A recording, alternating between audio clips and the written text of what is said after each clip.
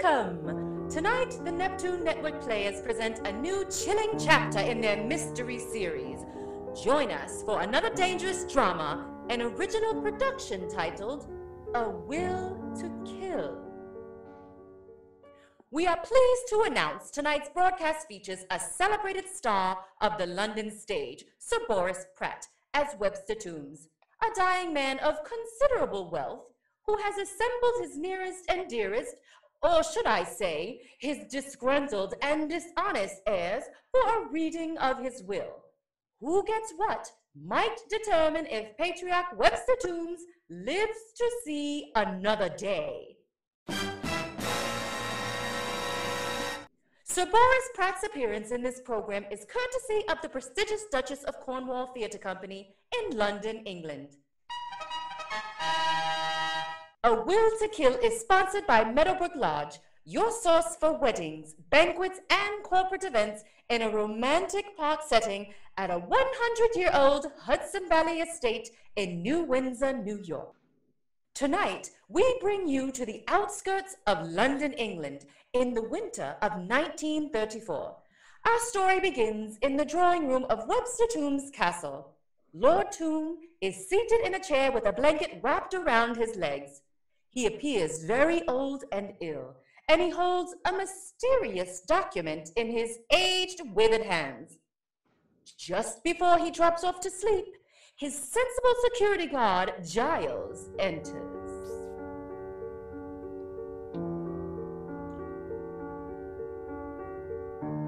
Mr. Toombs?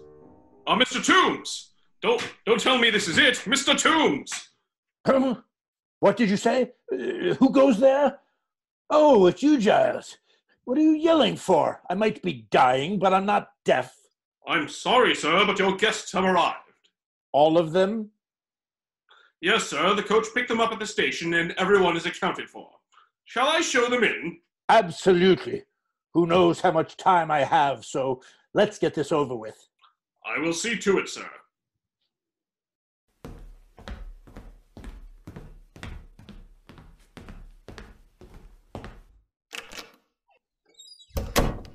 Ah, the last will and testament of Webster Price Toombs. My relatives, for better, and in most cases worse, are about to get exactly what they deserve. Ladies and gentlemen, tonight you will witness an evening of conflict, revenge, and family drama at its best.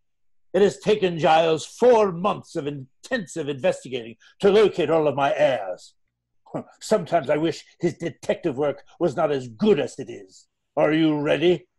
I certainly am not. Let me check my pulse to make sure I can survive this ordeal.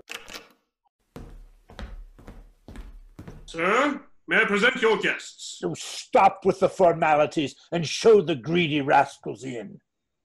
Good Lord! You all look much worse than the last time I saw you. It's hard for me to believe I am related to any of you. Good evening to you, Father. Is that your will? Austin, where are your manners? Webster, you are looking well, considering. Considering what? The fact I may have hours to live? Mr. Toombs, that can't be. That simply can't be. What business is it of yours, Daphne? I haven't had a maid or a housekeeper since you walked out on me. But I gave you notice. As a matter of fact, I gave you 4 weeks' notice, and I'm still waiting to be paid for my... Get away from my father! You're the reason he's knocking on death's door. Oops. Sorry, Father. Death's door? Oh, you could always turn a phrase, Francis. And where have you been for the past 7 years? I haven't received a phone call or a letter. You must have married well because you haven't asked for tuppence in ages. There's no need for that, Father. Thanks to my best-selling book, I live very comfortably. That's not to say I'm not concerned about the future of the Toombs estate. Sir, I didn't expect so many confrontations. If this is upsetting you, perhaps we can postpone the discussion of the will until after dinner. No, I am prepared for this, Giles. Mix me a drink and I will carry on. Now, let's start with Austin. First, I insist you accept your given name, Webster Price Toombs IV. Heavens, Father, that is harsh. I shall stay with Austin if you don't mind. Now, can we get to the reason why we're all here? I've got bills to pay. A lot of bills to pay. Oh, Austin, why didn't you come to me? Your money is dirty, Fanny. You used my life as a source for that bawdy little bestseller of yours, Brother Behind Bars. You didn't think I would know you based the lead character on me? Why, I ought to sue you for If you had bothered to read my book, assuming you can read, you would have found out my character went to prison for a noble cause, not robbing banks dressed as Mary Poppins. This is highly entertaining, isn't it, Giles? If you say so, sir. I see the castle looks very much like it did when we were children. How romantic of you, Webby. This tells me you've been very frugal, right down to that bathrobe you're wearing, which I believe was Father's. Yes, you were always stingy, which tells me there's a nice, sweet pile of cash right under our noses. Oh, not too fast, Maddie. That's Countess Matilda. Oh, of course. Which husband bought you that title? Was it the 4th or 5th? That doesn't matter. What matters is I want what's coming to me. Countess, please. If anyone here deserves anything, it's me. I fed him, clothed him, and even listened to him read Silas Marner over and over and over again. While you were where? Where were any of you? Oh, Daphne, stop with the dramatics. I am his daughter, for crying out loud, and that counts for something. Oh, Papa, remember how it was? I was your little girl. I listened to hours of that horrible bedtime story. I laughed at your jokes, and I cried, yes, cried, when you didn't show up for my dance recital. But I got over it, Papa. I am here for you. Why, I'll even read to you now and for the rest of your days. If you'll just let me have a little peek at... Like hell. Giles, get her away from me. I'm not falling for crocodile tears. 3 of you will get a portion of my estate, 1 of you will not, and the rest will go to charity. Now, unless there are any more outbursts... Well, who's getting stiffed? It surely as hell cannot be me. I mean, sure, I was in the clink, I'll admit to that, but that was after the military school that you dumped me in. Remember that, Father? I hope you do not remember visiting me because you never did. Giles, where's my drink? Oh, sorry, sir. I've been too busy listening. Well, the least you can do is bring me my pickles and cheese. The last thing I want to do is have dinner with these scoundrels. And now for the reason you all came here tonight. What are you planning on doing with that gun, Father? I told you he has lost his bloody mind. Oh, leave him alone. It's just a game, right? It's a game, isn't it? Isn't it? Maybe not, Daphne. Maybe he's just going to eliminate one of us. Am I right, Webby? Yes, that's the plan. The other 3 will inherit the sum of £1. Yes, £1. The rest of my estate, which is valued at £42 million, will go to the duck and goose quackery. No, that is not happening. How could you? I knew we should have had him committed years ago. I, for one, am not standing for this. Then sit your pompous posterior down. Giles, bring me a pen so I can sign my will. Sorry, old man, but I don't have a pen. But I got this instead. What? Is this a joke? I'm afraid not, Webby. Now pick up that pen and sign my copy of the will. Let me guess. In that version, he's leaving everything to you. Right you are. What is going on here, Papa? Isn't it obvious? We've been duped not only by Webby, but by this scandalous security guard. I found you and invited you here tonight, didn't I? I wish you hadn't. Father, use your gun and shoot him. Go ahead, pull the trigger. Yes, before you sign the will. He'll get nothing and... He'll be dead. He doesn't have the strength to fire that old pistol, which gives me the edge. That's what you think. Will or no will, prepare to meet your maker, Giles, you traitor. Yeah, I hate to do this in front of your family, but they do not deserve anything less.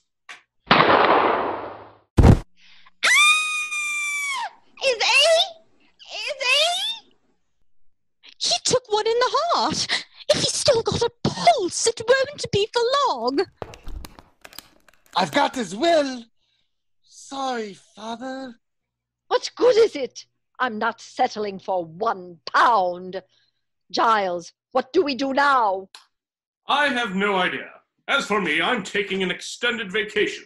I found his trove of treasures before you all arrived. As for his estate, take it to a judge. Auf Wiedersehen.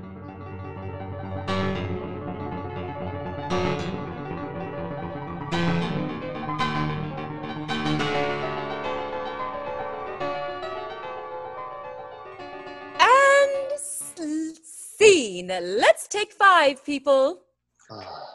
Boris, come on. Scene's over. Boris, you all right? Think we have a problem here. Harriet! What's going on, Duke?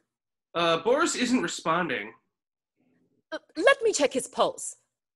Oh my God! What happened? It sounded like the scene went well, no lines were dropped, and the cues were tight, but he's... I knew it. Urgh. Oh, please. Boris Pratt is such a diva.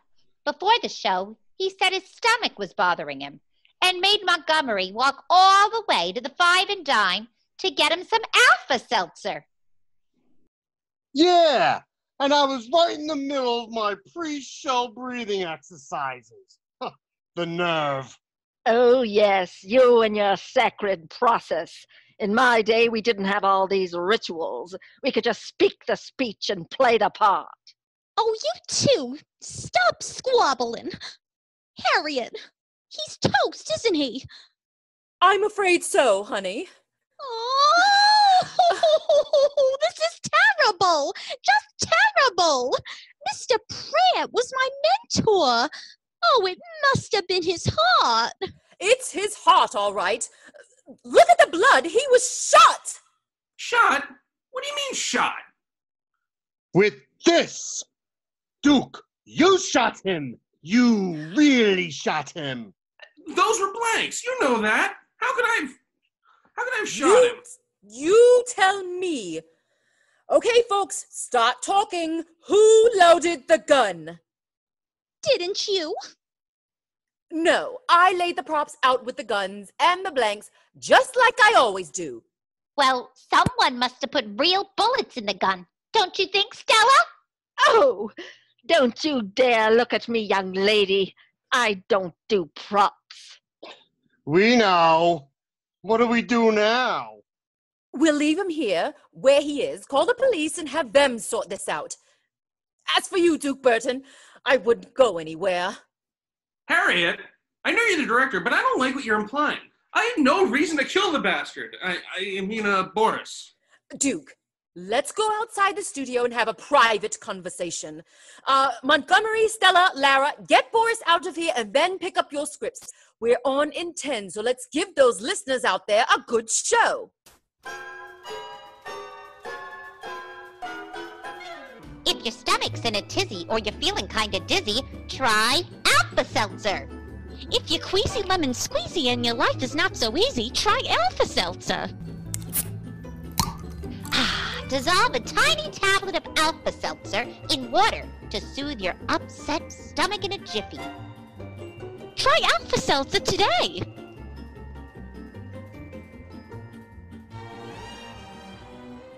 Testing 1, 2, 3. Testing. 1, 2. Chet, is this microphone on? Yes, Harriet, not only is it hot, but you're on the air. Oh, I'm on the air? Oh, my. Well, welcome back to our broadcast of A Will to Kill featuring Sir Boris. Wait, I can't do this. What am I supposed to say? How about the truth, Harriet? The network is not going to shut us down, which means you've got another 30 minutes of airtime. Use it. Oh, dear. Well, in case you are just tuning in to our production of... How about telling them who you are? Yes, right. I'm Harriet Prince of the Neptune Network Players and the director of tonight's broadcast of A Will to Kill. In case you are just tuning in, our lead actor, Sir Boris Pratt, died during Act 1. Since none of us associated with this program have ever experienced anything quite like this, I have taken it upon myself to give you a summary of the second act of our broadcast. First, I wish to extend my deepest sympathies to the friends and followers of Sir Boris Pratt. His untimely death has, Expired? Untimely death? Don't you mean murdered? Do you really think our listeners need to hear that? Ladies and gentlemen, Sir Boris Pratt was murdered tonight in our studio, and I'm speaking out about it. Why, Montgomery? What purpose will that serve? Our listeners might have thought it was part of the drama. Why can't you let it be? This sounds like a cover-up to me, Harriet.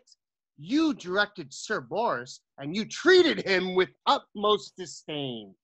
You didn't want him in this production from the start, and I know for a fact you set the gun on the prop table. How dare you accuse me of murder? Sure, I had problems with Sir Boris. His ego was as fragile as a dish of jello, but murdering him was not an option. Really?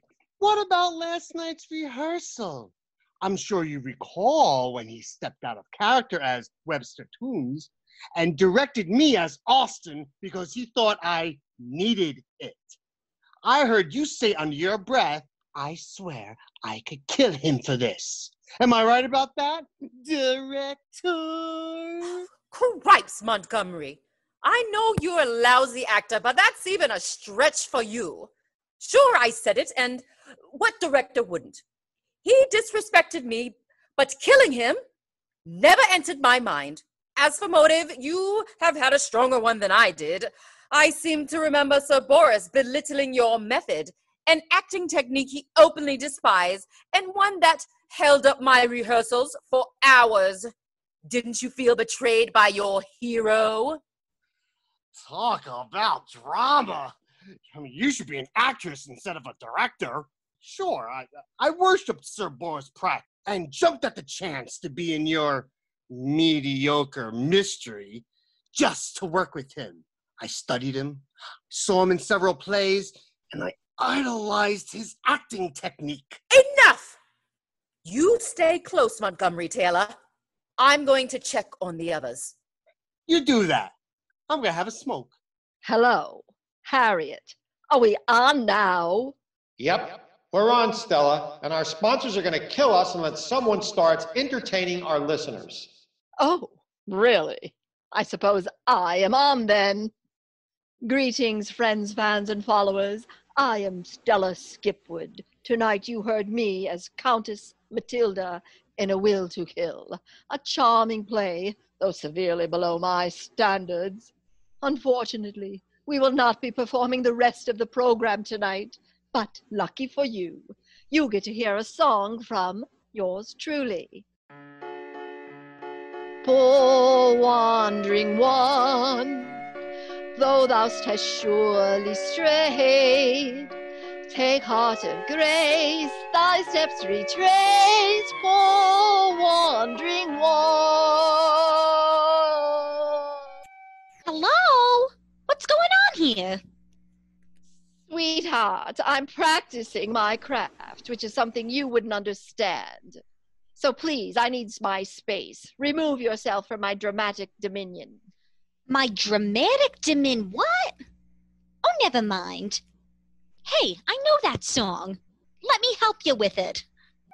Poor wandering one, if such poor love as mine can help thee find true peace of mind, why take it, it is thine.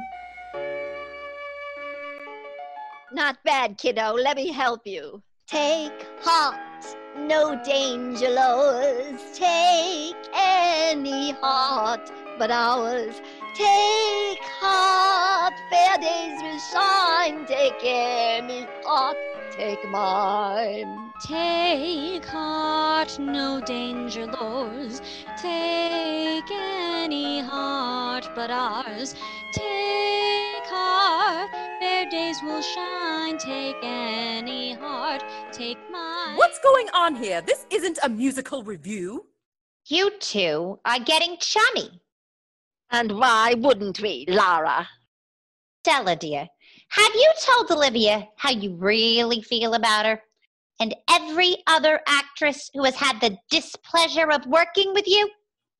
What are you babbling about, Lara Larson? It's not my fault Daphne is the first role you've had in ages. What did Stella say about me, Lara? Tell me, I want to know. She simply said you're a hick who would never know big city stardom, even if you were hit over the head with it. Oh, Stella! Did you really say that? Well, if you did, it's okay. I've heard a lot worse from casting directors. Well, that was for starters.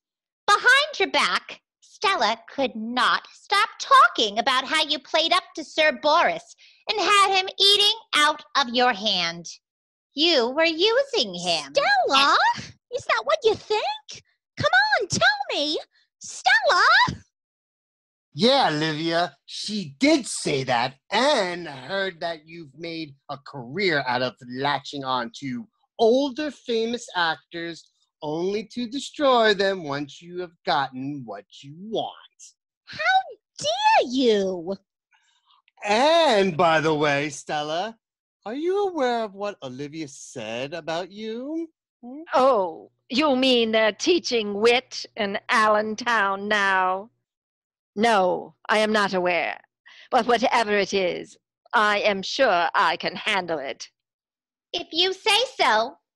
Well, I overheard Olivia talking to Boris at rehearsal today. She called you an outdated, faded has-been. That does it. I'll be outside waiting for my paycheck. Yeah, I've heard enough of this talk. Well, Laura, you're one to be all accusatory. What are you implying, rich boy? Don't think you're so innocent. Yeah, I heard you talking to Harriet before the show tonight. Someone was going to blackmail you. Was that someone, Boris Pratt?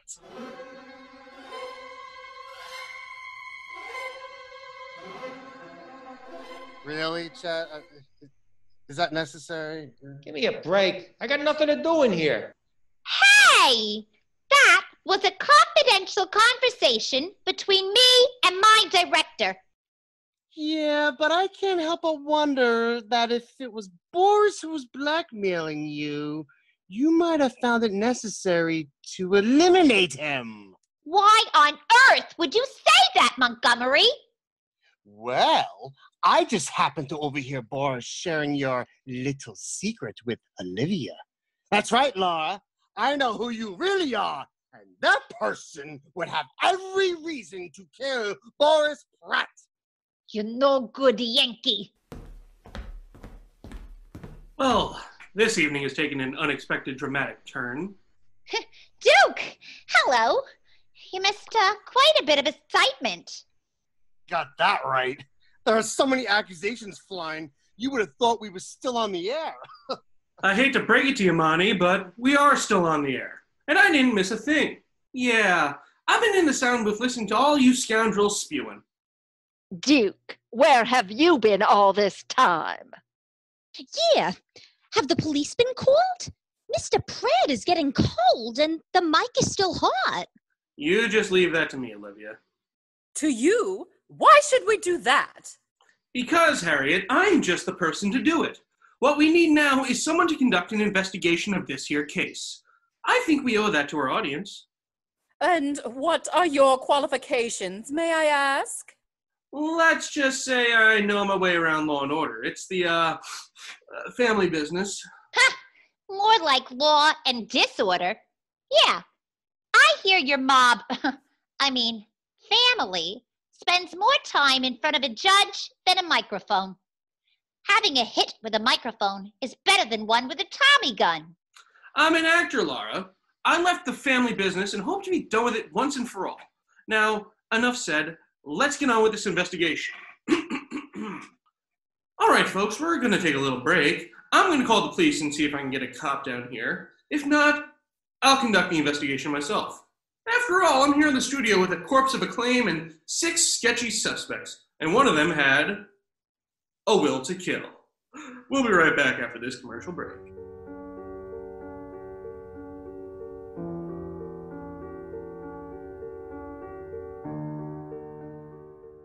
Oh, our bars have all the sweets, dear, and they keep teeth pearly white.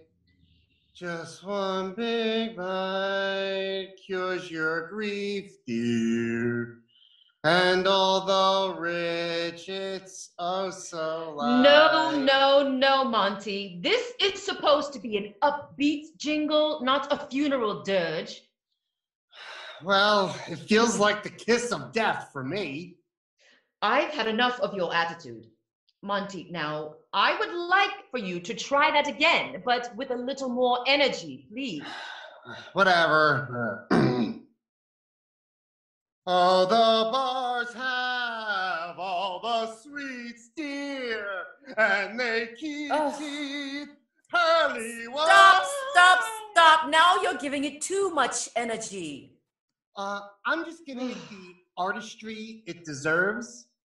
Well, I'd like you to try it yet again. Look, I know you're not enjoying this, but I'd like you to try to fool our audiences into thinking you are. You know what, Harriet? Since you enjoy this jingle so much, why don't you sing it? Monty, you can't do that. Have fun, Harriet. I'm going to go get some chocolate. Oh, our bars have all the sweets, dear, and they keep teeth pearly white. Just one big bite cures your grief, dear, and although rich, it's oh so light. Dandy candy is oh so good, dear, and there's one for everyone. So get your bar today, get sweets the right way. Now that our candies are marked down.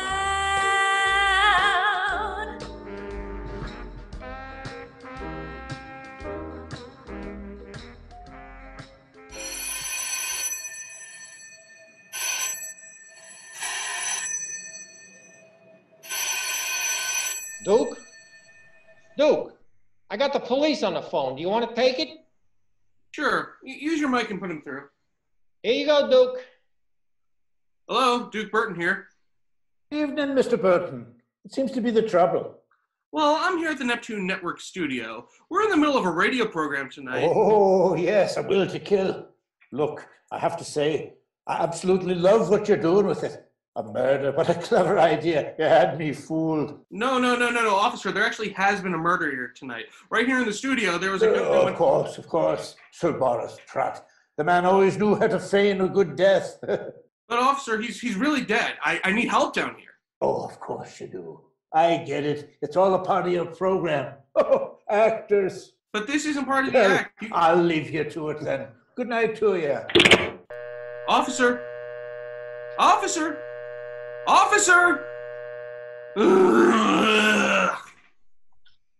Well, I guess you're on your own, Duke. And not for lack of trying. Good luck with this. I'm going out for a drink. Not so fast. No one is going anywhere until we find out who killed Boris Pratt. Harriet, I need you to get everyone in here now. Are you trying to direct me? This is life or death, Harriet. Round them up. Everybody, listen up. I know we've got a show to do, but we can't do anything until this murder is solved. This is ridiculous, Duke. It was you who fired the gun and killed Boris directly. What do you say, everyone? Shall we turn Duke in so we can close this case and get on with our show? Listen, fellas, I may have shot Pratt down, but someone put live ammo in the gun, and I'm going to interrogate each of you to find out who did. Since overhearing all the commotion earlier, I've done some investigative work on each and every one of you, starting with you, Stella. Oh, please. What could you have possibly uncovered on me? My reputation is stainless. Is it really? Then why are you slumming it in radio with us? Shouldn't you be on tour with the cast of some Gilbert and Sullivan production? Well, I'm sure I would be, if not for Boris Pratt? Nonsense. I barely knew the man. How would you explain this engagement ring, then? You fiend! How dare you rifle through my purse like that? So you and Boris were engaged? No. Well, yes, years ago. Back when I had a career. We were working on the Scottish play. I was his leading lady. The two of us hit it off, and I just got out of an awful marriage. One thing led to another, and he asked me to marry him. I accepted his proposal, only to discover him kissing another young actress in the wings during intermission on opening night. Little did I know he started having an affair with her weeks before he proposed to me. So I endeavored to tarnish his name. Unfortunately, he blackmailed me first and claimed I cheated on him with the younger man. This got out around, and quickly, before you knew it, I was being turned away by the finest casting directors, all because some fresh young floozy tickled his fancy. So you murdered Boris out of revenge? No, I did not murder Boris. Sure, I've thought about it. But I would never have the heart to do it. That's why I keep his ring with me. How sweet. Well, I'm not done with you yet, Stella, but for now, let's turn our attention to Monty. It's Montgomery Taylor the second, to be precise. And if you question me any further, I'll sick my daddy's lawyers on you.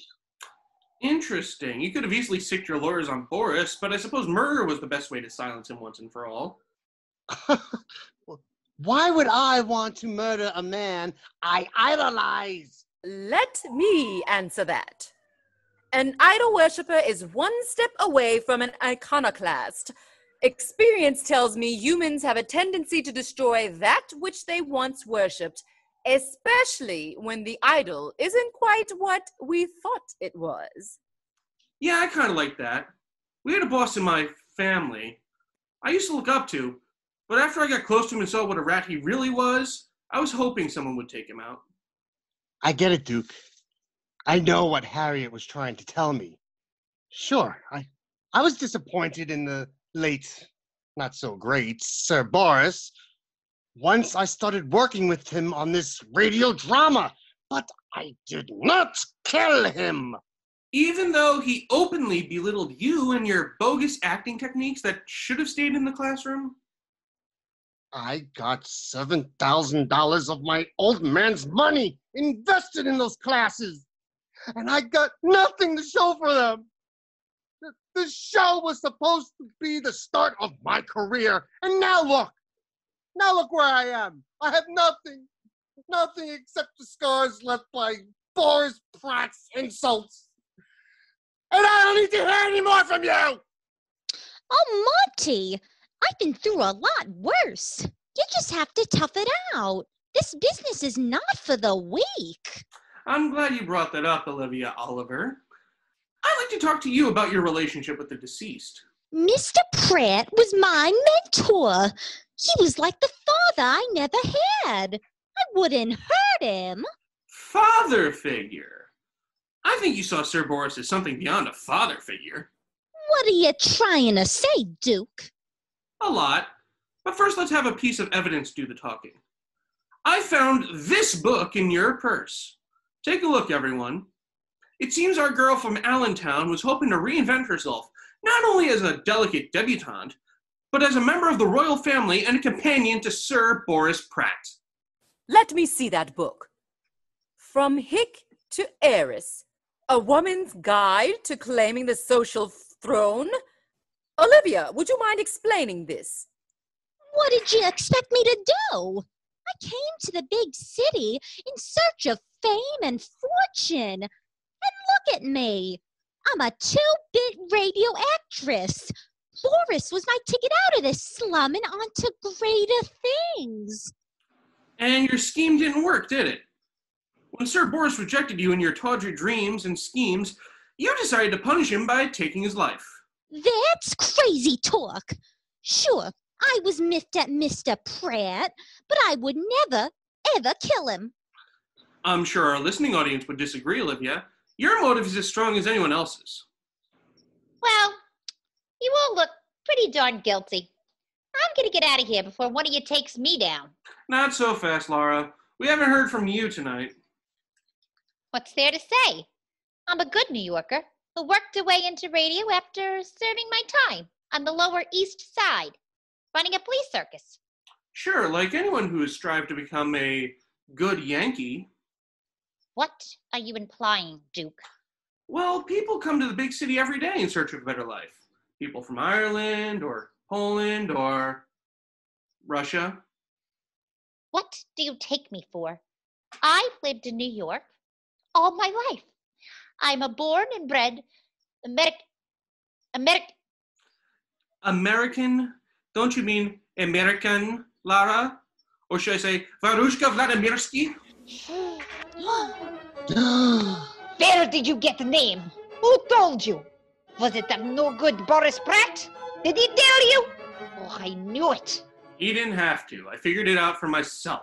What I did learn from Boris was the fact that he was blackmailing you. What? Why would that rotten, no good, filthy British skunk tell you that? Because he was scared. The poor guy was afraid of you. Maybe he shouldn't have demanded the money from you in exchange for keeping your Russian identity a secret, but he did. And once he did, he realized he couldn't trust you. He feared for his life. Why on earth would he fear for his life?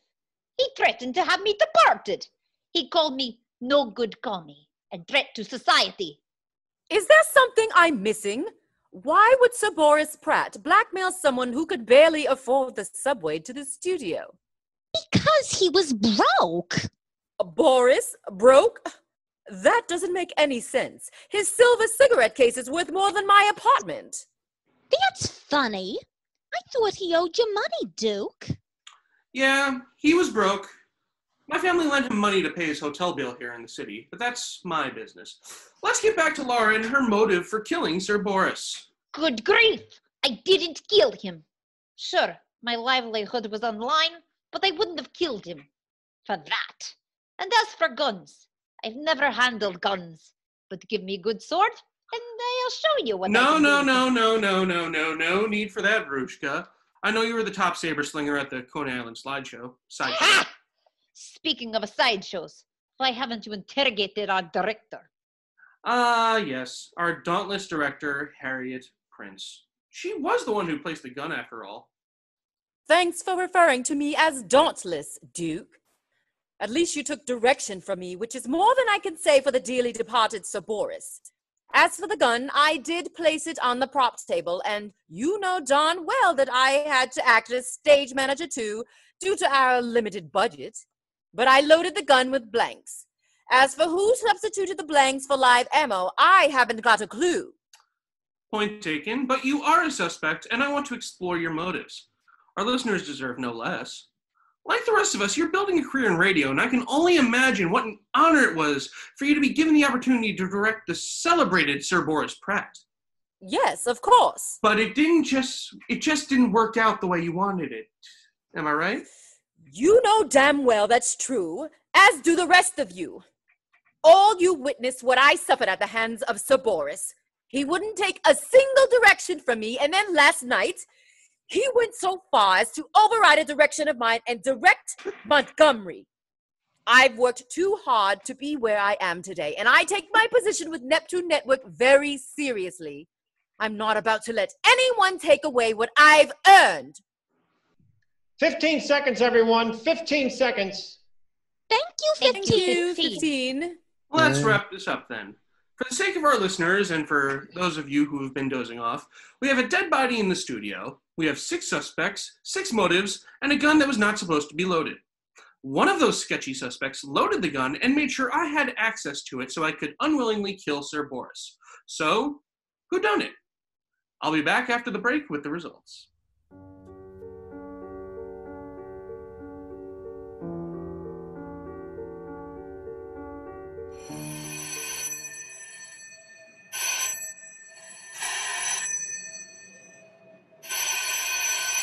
Good evening, Neptune Network. Olivia Oliver speaking. To whom do I owe this pleasure? Bernard Hayward? Oh, the author of A Will to Kill. Yeah, sorry we've been messing with it. The script is real swell and all, but Mr. Pratt was shot dead and we don't know what Olivia, to do. give me the phone and get out of the sound booth. Good grief. Actors. Hello, Mr. Hayward. Look, I'm really very sorry about everything, and... Oh? You like what we've been doing? But we've got a real dead body here in the studio. But that doesn't bother you? Oh, okay, you want us to proceed. Well, I can't guarantee we'll kill someone every time we do this play, but I'll tell the others and have Duke continue. Thanks, Mr. Hayward. No, I'm not the murderer. What are you raving about, Harriet? Bernard Hayward was on the phone. Yeah, who knew he was the author of A Will to Kill? All right, listen up, everyone. Hayward likes what we're doing, so I say we wrap this up and give our listeners the big reveal they're waiting for. Duke, you're on. Thanks, director. Well, during the commercial break, I did some snooping around the studio and managed to uncover the truth. That's right. I know which one of you is guilty. Now, Stella over here looked pretty suspicious. I will not tolerate any more of this tomfoolery. If I may, Stella, now. Miss Skidwood had every reason to kill Mr. Pratt. He broke her heart and soiled her career. He took everything she had. But she didn't do it. It was love that broke her and love that stopped her from doing the deed. After all, she still carries his ring. Having played Lady M, she also knows a thing or two about daggers, but guns, I'm not so sure. So the killer must know about guns. Funny you should speak so soon, Monty. I happen to know that when you couldn't find work as a stage actor in the big city, you went upstate and did some work as a historical reenactor. Yeah, I've seen those reenactments with those great costumes and real guns. So what? So, we've established your motive and know for a fact that you've handled a gun or two before. That's right, Duke. Remember we both auditioned for an off-Broadway play, The Thug and Thespian. And as part of our callback, we had to fire a gun. I remember you handling your gun really well. What of it? I take my work very seriously, and I wanted the part of the thug. But you didn't get it. Lara, on the other hand, was cast in that play, weren't you, Lara? Yes, it was one of my finest moments. There was talk I would be nominated for a prestigious Moorhead Award. Well then, it seems that swords weren't the only weapon you've brandished. I knew it! I knew Lara was hiding more than just a secret identity. Nice job, Duke. Well, she's the only one hiding something, Olivia. What do you mean? I'm not hiding nothing. Okay, I'll admit it. I got astigmatism. Really? I hear they don't eat much. No, I think you're hiding more than a misshapen cornea. For goodness sake, get on with it. Yes, my career is on the line. I need this case closed now. Let's start with this gun. I thought you were told to leave that where it was. It's evidence. This isn't the gun that killed Sir Boris. This is the original prop gun, which I found deep in Olivia's coat pocket. I also found something else in Olivia's coat pocket. A receipt for a gun that was purchased earlier today at Paulie's Pawn Shop at 8th Avenue. The location is half a block away from the rooming house where Olivia Oliver resides. Olivia? I'm shocked. She's the least likely suspect. Olivia, how did you do it? Tell us. Our author and our listeners are dying to know. And don't forget the director. All right. Stop your yammering. I did it. I killed my boo-boo bear, and I'm not sorry. In the end, he was no friend of mine, or yours. You're all jealous because of the fact that I beat you to it. I didn't think I'd have to kill him, but he wouldn't take my hand in marriage. That would have been my ticket out of here. I would have been rich and famous. I would have been Dame Olivia Oliver Pratt. God save our gracious queen. God live our noble queen. God save the queen. But no, that couldn't happen because he still had eyes for Stella Skipwood. Boris, he still loved me. After all we went through. Yeah, he did. Not that it matters now. Oh, Boris, my love. I'm sorry you had to perish like this.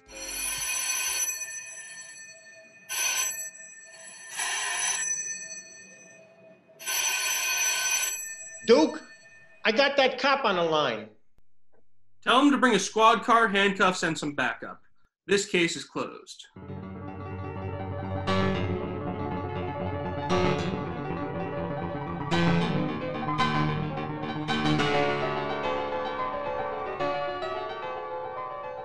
So concludes our broadcast of Murder Cafe's original production, Murder on the Air.